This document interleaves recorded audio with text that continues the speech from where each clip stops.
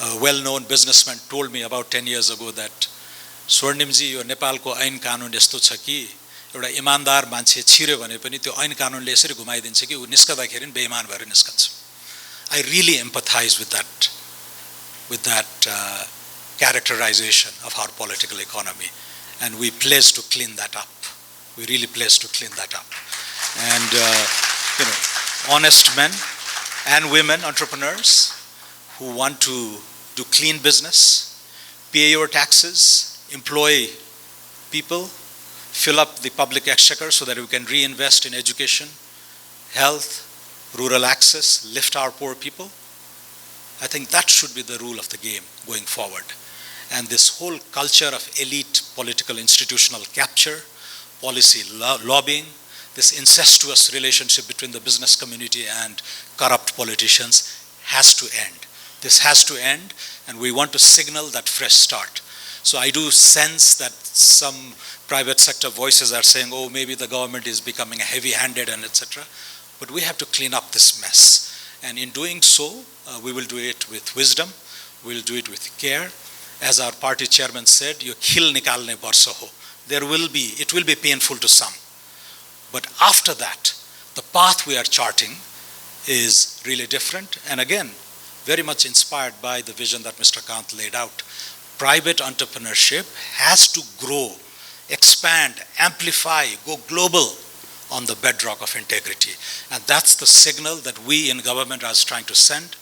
Prime Minister Balendra Shah is absolutely committed to good governance. You've seen him, how he governed Kathmandu over the last 4 years.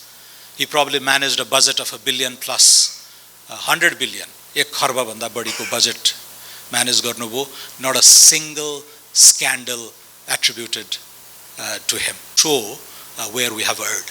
So this is the high benchmark that we want to set.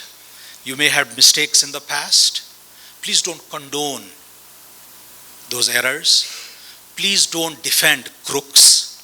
I sit in the finance minister's chair. I've read reports of the scale of abuse and capture and loot in this country. Sometimes I shudder. And I know many of you. I know many of you by name, by face, we've socialized, but I shudder at the extent of criminality that has been perpetrated against the people of Nepal. This has to stop.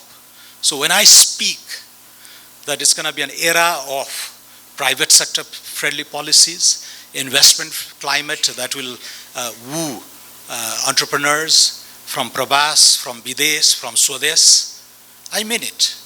And hopefully you will see in the forthcoming budget this whole shift towards a liberal economy that will incentivize investment, that will protect private property, that will encourage enforcement of contracts, that will allow you to go global, tax burden that will be less onerous, all that the business community has been asking.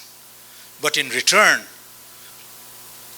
we want you to help us govern this country with the highest standards of integrity.